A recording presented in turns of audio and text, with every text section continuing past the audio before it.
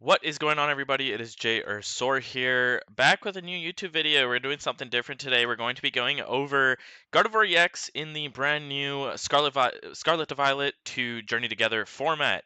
We did recently have a rotation in our standard format for legal tournaments in the Pokemon trading card game, which removed a large majority of the cards that we're allowed to play with.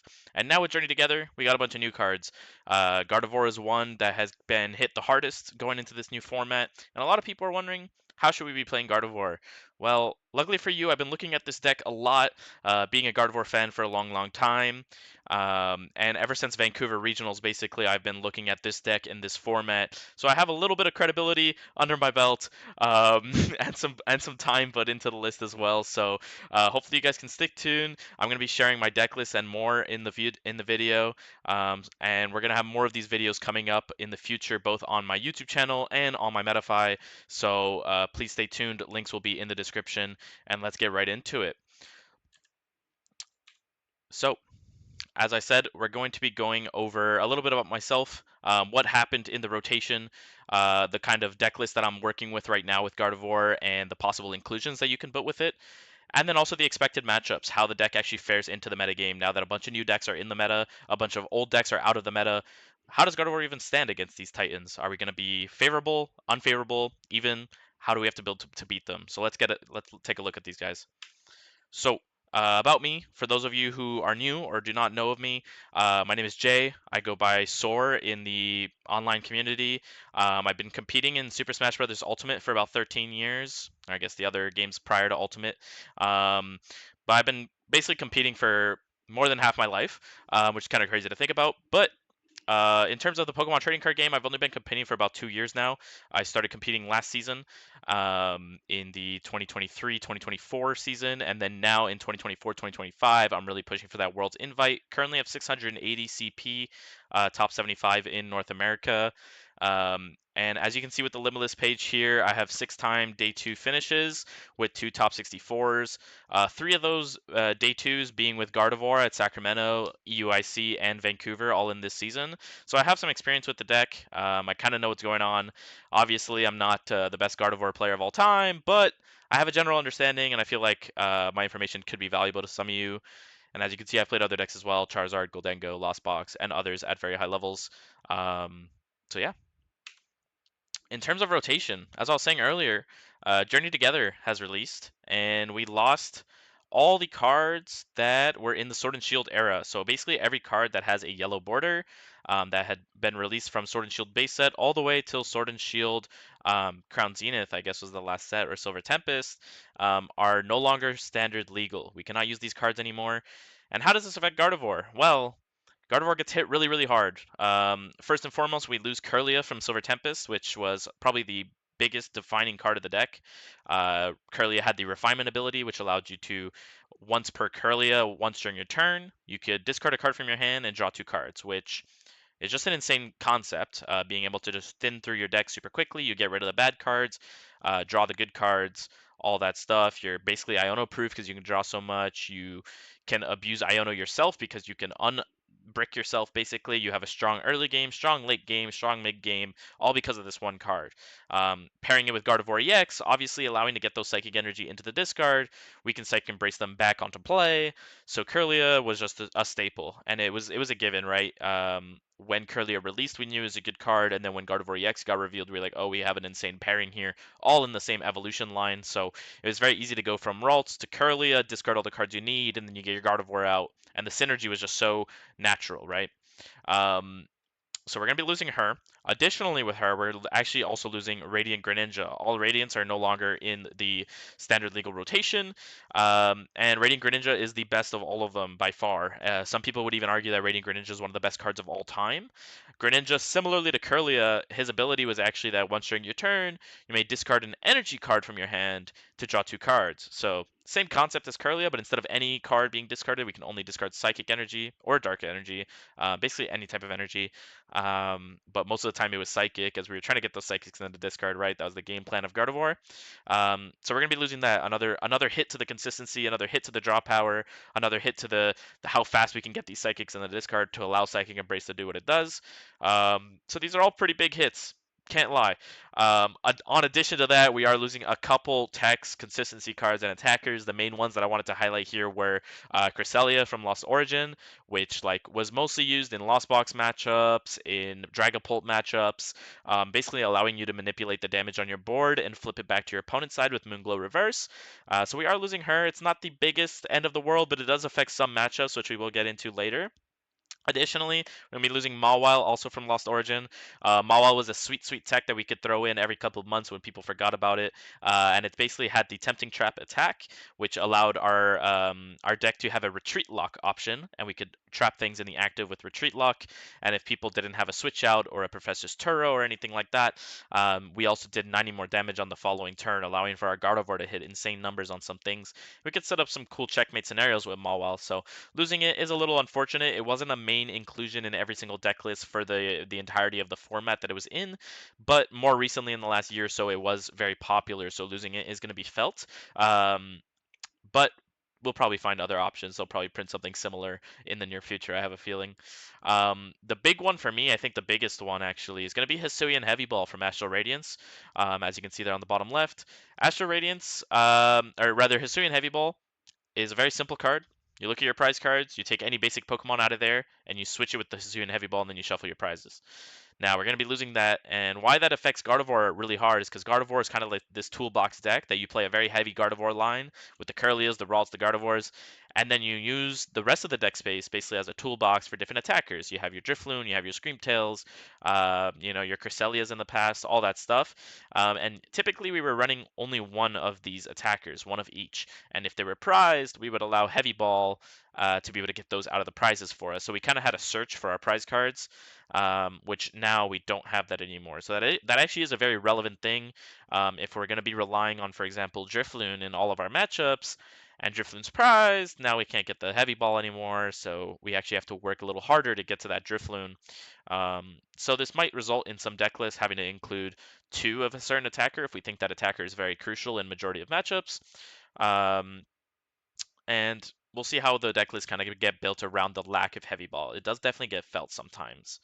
Additionally, I wanted to throw in Lumineon V here. It was a card that gained a little bit of popularity at the end of last format that I was personally using a lot, and one of my buddies played to a top 64 in Stockholm.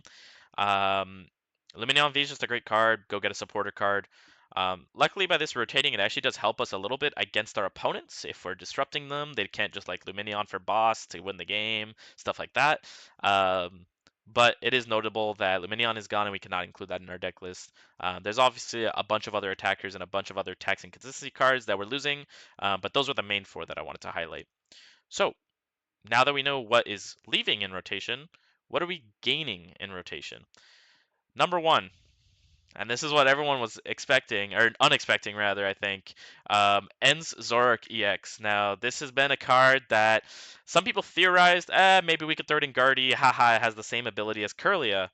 Um, but no one was psycho enough to actually try it until I came along.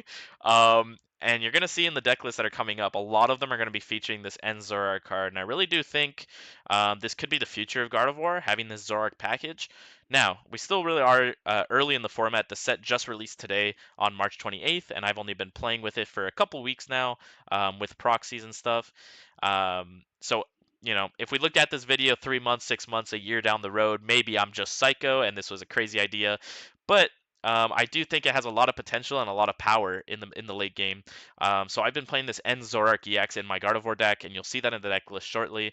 But basically, for those who don't know what End Zoroark does, since it is a new card, we don't get to attack with it because we're not playing. We do have Dark Energies, but we're not going to be using Night Joker since his attack is to copy End's Pokemon. But we are using it for the ability, and the ability is exactly the same as the Kirlia that we lost to the rotation, but instead it's called Trade instead of Refinement, allowing us to discard one card from our hand and draw two cards. So we're basically getting our Kirlia that no longer evolves into Gardevoir, and it also doesn't evolve from Ralts, but it does have 280 HP, which is very notable. Not having your Kirlias get sniped from the bench is very, very useful. So we'll definitely see that come up in a couple slides here. Next up, we got a new Kirlia, basically. We have to replace our old Kirlia. How are we going to be getting to these Gardevoirs? There's nothing too crazy going on with this Kirlia. Its second attack is Psychic for Psychic Colorless. It does 60 plus 20 for every energy on your opponent's active Pokemon. It's not a crazy attack, nothing too notable to write home about. It could come up randomly. The biggest thing to note is that it has 90 HP and 1 retreat, compared to our previous Kirlia, which had 80 HP and 2 retreat. So that actually is something notable when thinking about what to push into the active spot to build up damage with Psychic Embrace. So just wanted to mention that we're going to have to be playing these new Kirlia. Additionally, I think what's bringing Gardevoir over the edge in this meta right now is actually Lily's Clefairy EX. This is an amazing card that we recently got in the Journey Together set. The ability basically allows you to give all your opponent's Dragon type Pokemon Psychic weakness. Now, Dragon type Pokemon in the Pokemon TCG do not have a weakness traditionally. So by having this Clefairy, we're now making all these Dragon type decks that are very, very popular in the meta, such as Dragon Bolt and Raging Bolt EX, we're going to make them weak to Psychic. And this applies to all of our Psychic Pokemon, not just Clefairy. And you'll see later in the deck list, you'll start to see what type of Pokemon we're including in here. But it'll make them weak to Gardevoir, it'll make them weak to Drifloon, it'll make them weak to Screamtail, and obviously Clefairy itself. So, very notable ability to have in the deck. Just having that option against those decks is huge. And something to note is that the attack is super, super strong. It's a typical Rondo attack that does 20 damage plus 20 more for every bench Pokemon in play, yours and your opponent's. And this is actually very notable because in a standard bench where there's 5 and 5, you're doing 220 damage, which is a great number. Get a lot of these basic EXs knocked out. And in this format specifically, a lot of decks are using this Area Zero Underdepths with their Terra Pokemon, allowing us to basically abuse the fact that our opponent is going to have a big bench size. And if they have a big bench, we can hit upwards to about, I believe, 260 to 80. And we can just use this thing as a very strong attacker, only costs 2 energy. Sometimes if our Gardevoir is being threatened, Clefairy is great to just manually charge on the side, and we can just attack with it. So it's a really good option to have. So I like these new friends, I'm not going to lie. So it's time. Let's hop into the deck list. And we're going to be starting off with the traditional blender build. Um, this is basically the stereotypical Gardevoir EX post-rotation list that has been popping around in Japan. A lot of the lists in the city leagues and even the ones that were played at the Champions League in Japan have been playing this type of build. Obviously, the card counts might be a bit off, but this is basically the idea that a lot of people have been going with. The main highlights that we want to look at here compared to last format is that now we're going back to this 2-monkey. They're really focusing heavy on this Drifloon with the triple charm, and it's playing Brilliant Blender as our ace spec. And this is probably due to the fact that now that we have no Kirlia and have no Greninja, it's a lot harder to get the Psychic Energy in the discard. So we can actually use Brilliant Blender to just instantly put these 5 into the bin, and then we can use Psychic Embrace right away. And to kind of make it all flow together and to make it go quicker, we're playing a very heavy rare candy count with 3 and a very heavy research count with 3 research as well. So we're shying away from that Arven package. We're only at 2 Arven now. We're going for that research, so we're basically just trying to pitch all these cards into our discard and then take them out with Psychic Embrace, and then it's also playing 4 Night Stretchers. So you can see here we're going less on the Ralts as well. We have 3 Ralts now. You're going to see that's a trend through all of these lists, because now with not having like Refinement Curly anymore, we don't need 4 Ralts on our board turn 1 very often anymore. We can usually get away with only 2 or 3. You kind of have to treat the deck almost like a Charizard EX would. Like they only have really 2 or 3 Charmanders down at once, and then they're building this Pidgeot on the side, and they're having all their attackers on the side, right? So that's kind of the concept now. Is you're going to have this Gardevoir on the side. It's not going to be like you have 4 Kirlias, you evolve one to Gardevoir. When the Gardevoir dies, you evolve your next Kirlia, right? Going to be a little different now, but this list is basically the standard. You've probably all seen it before. In terms of the attackers, are playing Drifloon, Screamtail, Lily's Clefairy, and also Mew EX.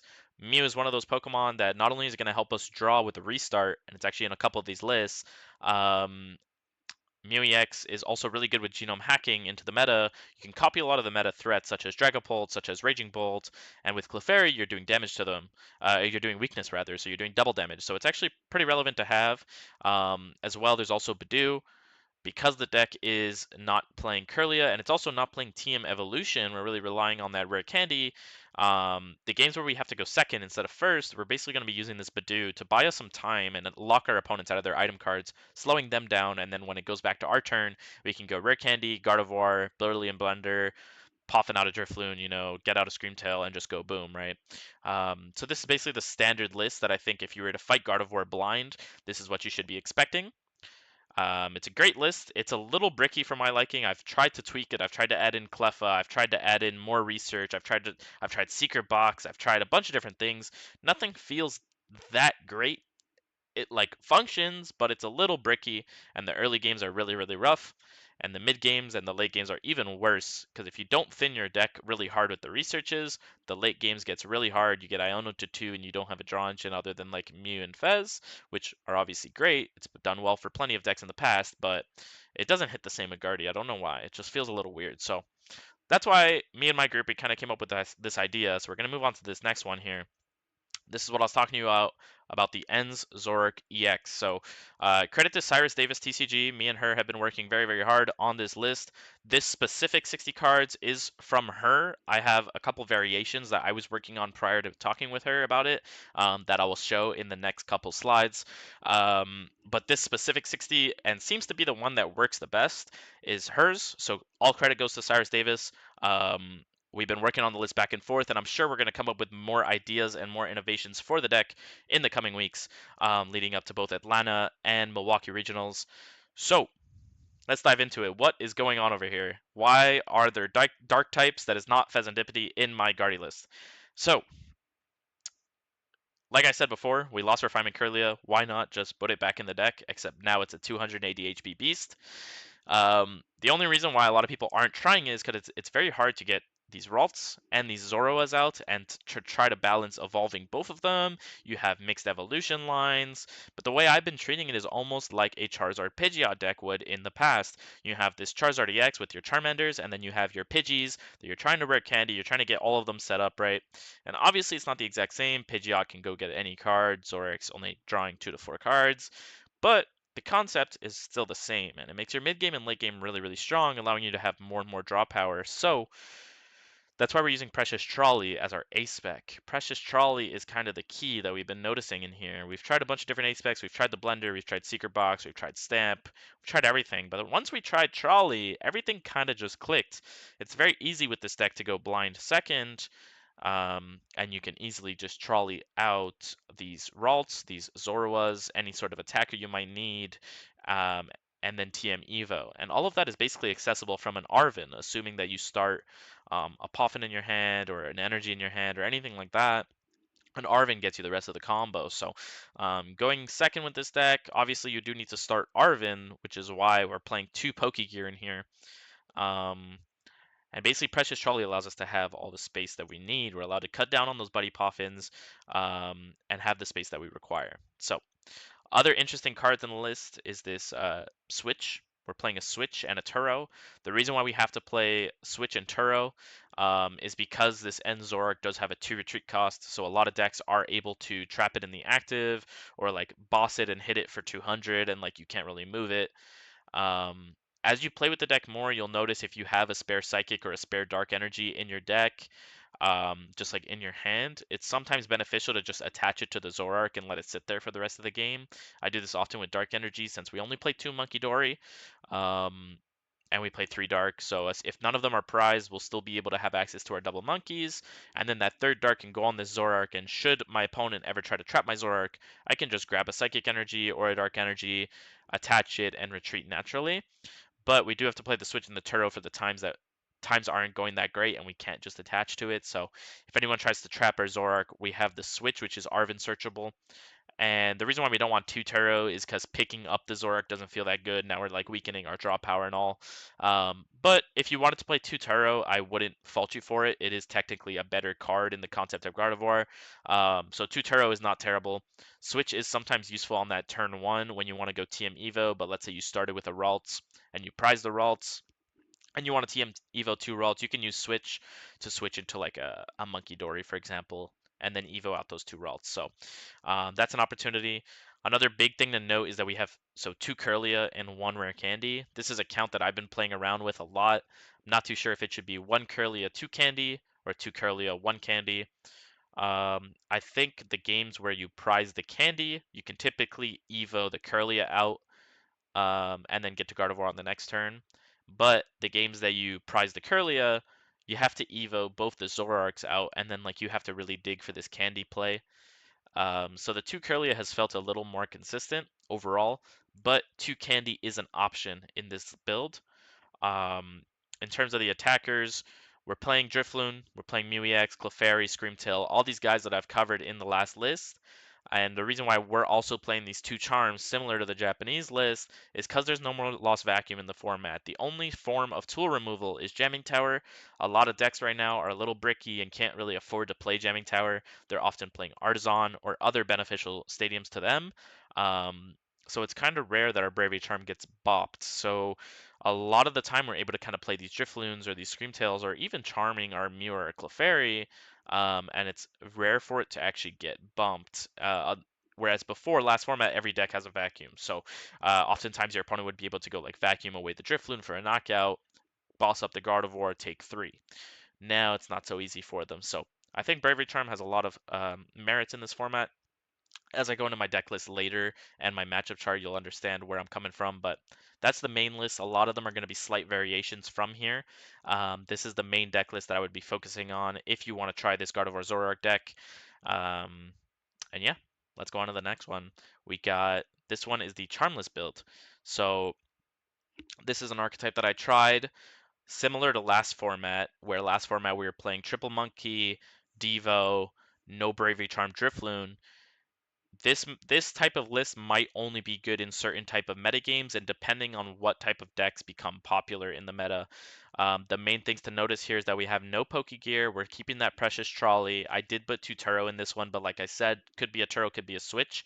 Tuturo just feels a little better in a deck where we're playing heavy Monkey Dory, allowing you to get that triple monkey play off earlier. Um, Additionally, you still have that argument for the Kirlia Candy. You can always change that up. We are playing Devolution plus the Flutter package. Those are pretty relevant in a lot of matchups like Charizard, like Dragapult, Goldango even. We can use this Flutter main, use our Monkey Dory to spread damage over our opponent's board while ability locking them, and then we can use TM Devolution to wipe all their attackers. Um, the reason why we're going down to 6 Psychics is because we don't have any Drifloon, and all of our attackers basically attack for very low energy cost. We have Gardevoir attacking for 3, Monkey Dory attacking for 2 if you want to attack with it. Screamtail, because we don't play a charm or anything, Screamtail's only maximum allowed to use 4 energies. Fluttermane is 3, Clefairy is 1, or 2 rather.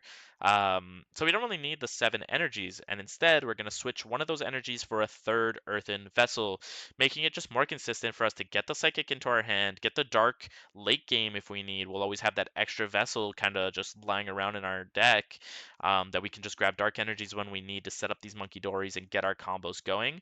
Um, Another big benefit of this list is that we do have Klefki back in the deck. Klefki is very important in this meta if you have to go first against all of these decks playing Fan Rotom. They're all relying on Fan Rotom to search out these Hoothoots, search out these Noctowls to get their engine going. But if we're just going to have a Klefki in the active and shut off their Fan Rotom, we could be just winning the game turn 1. Um, so this list, I do think there is a lot of potential with this one, and it feels really good. Um, but I'm like not too sure on the meta. It kind of depends if if it's the decks where Devolution's going to get a lot of value that are very popular, this is probably the best list. If it's decks that Devo doesn't do much into, probably the previous list is the best one that I would be looking at. Moving on to our third list, we have the most consistent list. This has 0 techs, 0 matchup consideration. It's just full consistency. I want max counts of all the good cards in my deck. Um, the main inclusions basically we're playing that third Zorua. I think the last list also had the third Zorua. Just for consistency, we just don't want to be prizing these cards so that we can TM Evo into them. This still has the third Monkey. It does feel like this deck every time I set up Gardevoir alongside 2 Zoroarks and a Monkey or 2, I don't think I can lose the game anymore. This list does not have the Drifloon. Still has Screamtail, still has Clefairy. I think those are must plays. Those two cannot be cut, I think.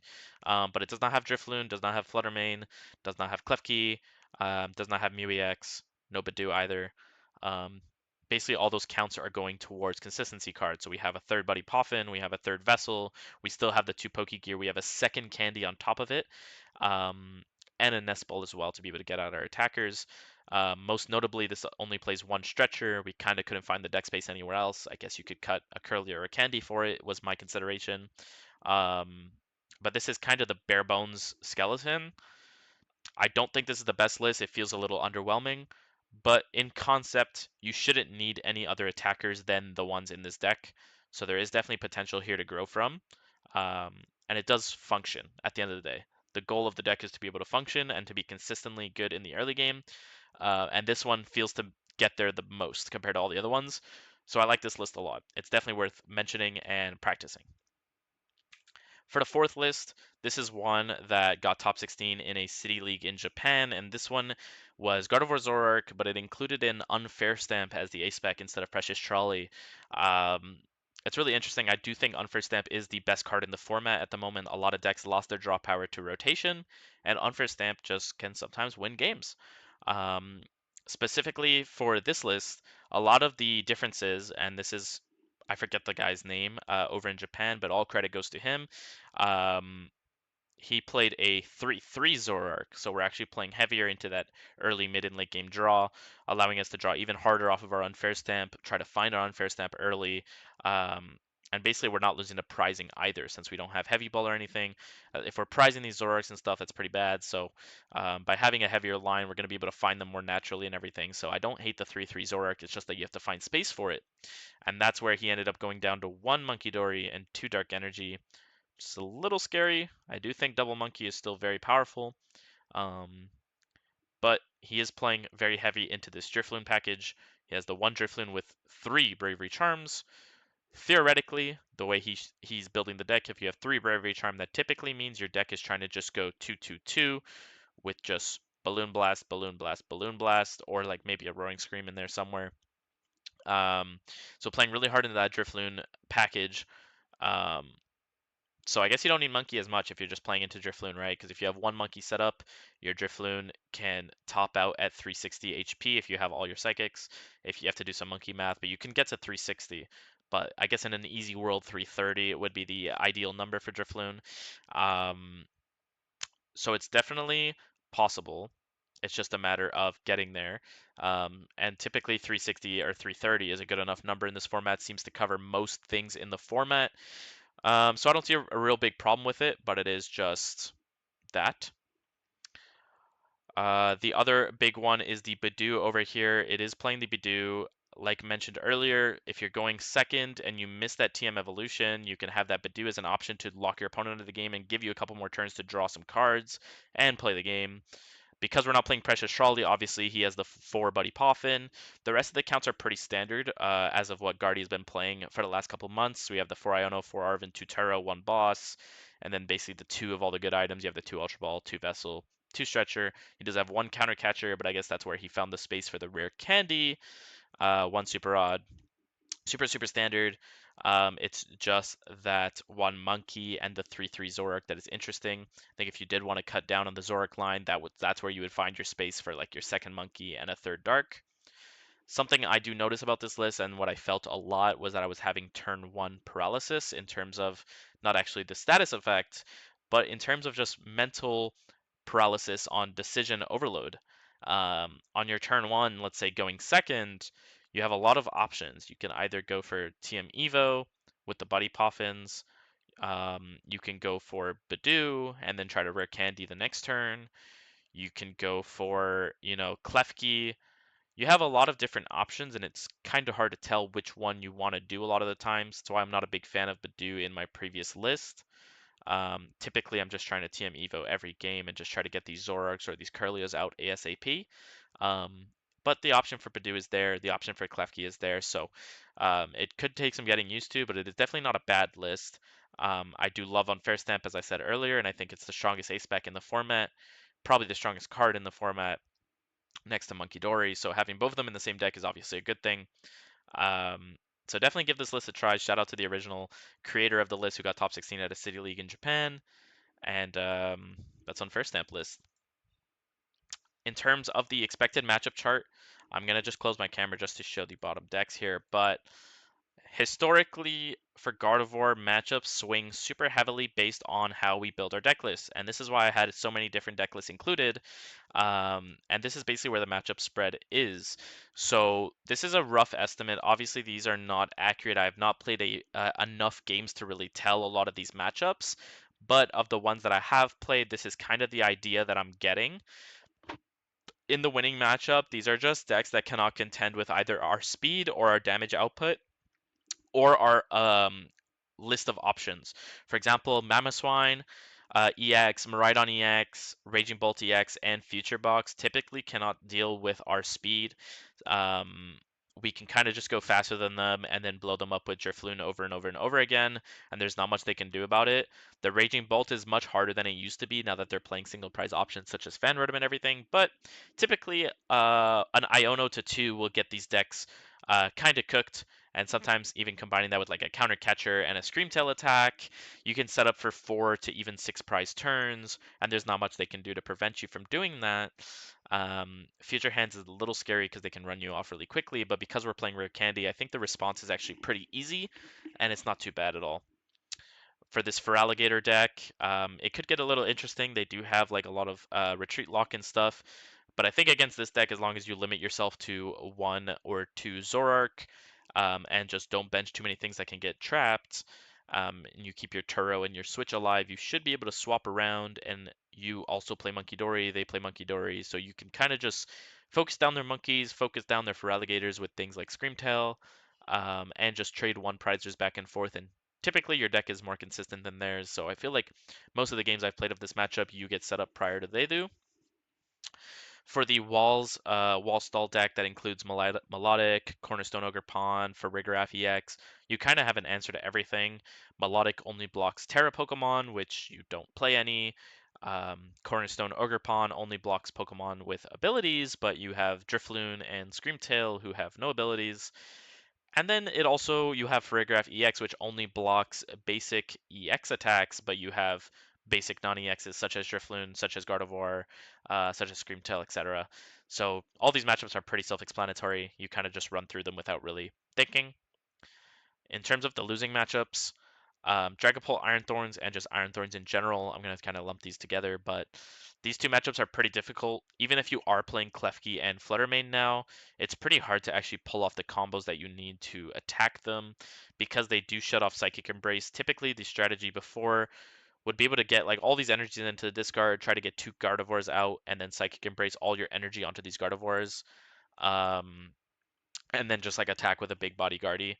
But now we don't have refinement anymore. So trying to find all these energies, trying to find all these Gardevoirs, all these pieces is very, very difficult. And Iron Thorns turns off the trade ability of Zoroark, so we can't actually dig very well against these decks. So Iron Thorns does kind of lock us out of the game. But if you do have a pretty good hand, traditionally Thorns early game hands are kind of weak.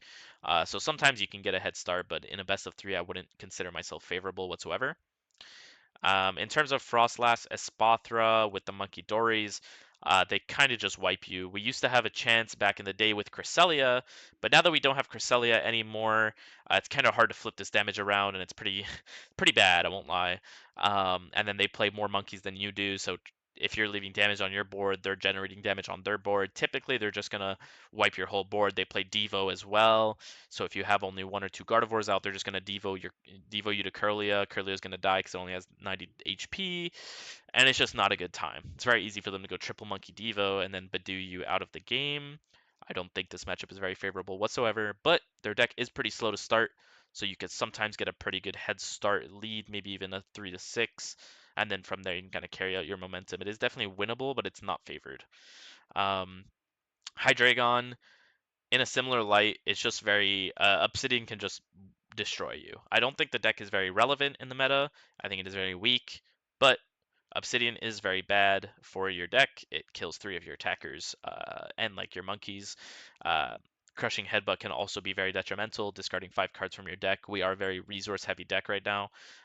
So Crushing Headbutt can sometimes just mill the wrong 5 cards and your game is kind of over. So this matchup is not easy. It is definitely unfavored, but it is possible, especially if you are playing the Flutter plus the Devolution package. It is definitely doable. Um, for the list dependent matchups, these are all going to depend on basically how you're building your list. So for this first chunk of decks here, this Arcaludon, these Goldengos, these Ceruledge, and this Arcaludonization, these are all going to kind of depend on how we're building our list. If we're playing that heavy charm package, these decks are much more favorable than they should be. If you're playing the triple charm or even double charm, you can use Drifloon to kind of just blow through their attackers and just win the prize trade by giving them a one prize every turn, because a lot of these decks they can't play vacuum anymore. The only one really able to fit jamming tower would be maybe Archelodon, but like I said, they're basically playing Artisan right now. So um, until jamming tower gets included back into these lists, I would not be scared of them if I am playing Bravery Charms and Drifloon.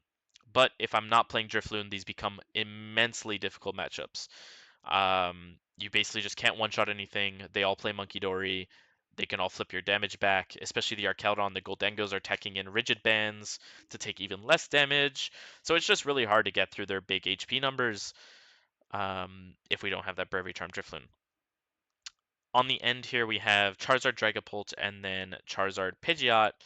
These decks, if you're playing the Devolution with Fluttermane package, this is much more doable. You can use your Monkey Dories, you can use your Fluttermane to spread damage all across their board, and then use Devolution to take an even 4 or 5 prize turn sometimes, or just like wipe all their attackers off the board basically. So it's definitely not a terrible matchup if you're teched for it, but if you have no techs for it, you might as well just sign the slip right away. It's terrible matchups if you're not teched for it. If you're playing the more traditional Bravery Charm build, sometimes you can get lucky and just like blow up their two prizers and they might not have a response if you combine it with an Iono, but it doesn't always work out that way. And I think over a large sample size of games, you'll probably walk away losing unless you play that Devo Flutter package. For these guys in the middle here, this even and skill matchups, these are the interesting ones that I can't go too in depth because it's kind of just play the game properly. Um, but basically, this EV box deck is pretty interesting. Um, this one doesn't really depend on which list you play because I think both lists have merit to it. If you're playing this Drifloon package, you can kind of just blow up all their EXs. You can kill the Flareon, you can kill their Leafeon, kill their Sylveon, all those things. And if you're playing the Flitter Devo package, all of their EVs basically have 50 HP. All of their Hootsuits have 70 HP. So you can use Flutter and Monkey Dory to spread damage and use Evolution as a board wipe. Um, it's not too difficult of a matchup. Something to do keep in mind is about that Espeon or the Sylveon EX. Angelite is a pretty big problem as it can wipe your Gardevoir and your backup Kirlia into the deck. And if you don't have a Gardevoir on the board, that's not very good. Um, Additionally, there is the chance that they can Angelite your Zoroarks back into the deck. If it's like early game, they can Angelite these Zoroarks and then you just lose all your draw power.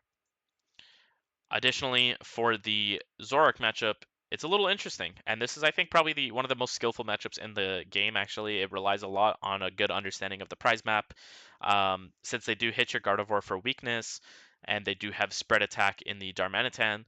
It is pretty interesting in terms of how you have to choose which attackers you're using. They also have switch outs with Pekarund EX, so you have to know which attacker to use, which ones are safe when your Gardevoir is being threatened. It also has a good draw power. Obviously, it's playing trade the same as us, so they can draw out of Ionos and Stamp and stuff. So definitely a very interesting matchup. I could see this falling into losing, but from right now, from my theory crafting and from my limited games, does feel pretty even. And typically, your deck is better than theirs in the early games. You can typically get off to a head start, which is pretty good. For this Dragapult Dusknoir deck, now with Clefairy, it actually makes it a lot easier. They also lost Radiant Alakazam, so they cannot just transfer damage off of our attacker onto our bench and take like 2 to 3 every turn. They actually do have to build these Dusknoirs, and if we're setting up our monkeys correctly and we're using Screamtail correctly, we should be able to lock them out of Duskull and out of Dusknoirs, and then eventually we can just blow up this Dragapult with a Clefairy. A big reason why Mew EX has been in a lot of these lists is actually for Dragapult, because with Clefairy we can use genome hacking to copy Phantom Dive, do 400 damage to the Dragapult to one-shot it, and then we get to spread 6 damage out to their bench, so we can use to KO a Duskull, we can use to KO Badoo, and if we have our own Monkey Dory, we can flip 30 as well, allowing us to hit 90 on the bench, which can KO Dracloak. So we can take 3 prizes sometimes with Mew EX, so the matchup is definitely way better than it felt before. Missing Cresselia does suck, but it's super doable with Clefairy and Mew. For this Charizard Noctowl deck, um, Similar to the Zoroark list, it's just matchup depend or just skill dependent. You just have to play really well, know what to prioritize, know how to kill things. This deck is a little more susceptible to Iono and Stamp, plus like not taking a knockout, not activating Fez and stuff like that. Sometimes you can counter catcher up a Fez, Iono to two, and if they don't draw a Noctowl or a switch out or some sort of out to play the game, you could basically buy yourself some turns and set up some four prize turns. Depending on your list, if you are playing Bravery Charm, you have an opportunity to one-shot these Charizards, and a lot of them are going to be attacking with Terrapicos in the early game, which is killable by both Drifloon and like Gardevoir if you have two Munkidori set up. So definitely not a terrible matchup compared to Charizard Pidgeot because they can't just search any card every turn because eventually they do run out of Noctowls or they just don't draw Noctowl anymore. Um, it's not easy, it's not difficult, it's just like fine. Additionally, for this Terra box, this is the big hot deck that everyone's been talking about in this format, and why people are scared to play evolution decks is because of this water ogre pawn just blowing everything off the board. It was originally very bad, but once we added Precious Trolley, it got very good because you can just trolley out three Ralts, two Zoruas, TM Evo both your Zoruas. So basically, they now have the option. They can either kill your active that TM Evo'd plus like a Ralts with Torrential Pump, which you don't really mind. You just candy the Ralts. Or they can boss a Ralts, they can kill two Ralts, and then you still have a third one left. So then you just candy up the Ralts. Or they can like hit your Zoroarks. So I think with the Precious Trolley, assuming you don't prize any Ralts, and I have considered playing four Ralts in the past for this specific matchup, and it is a tech for sure. Um, to prevent yourself getting torrential pumped, you just Precious Trolley all your guys out. You Evo both the Zoroarks, and then no matter what they do, you just have to find Candy Guardy, and you can just punch the Ogre Pawn, right?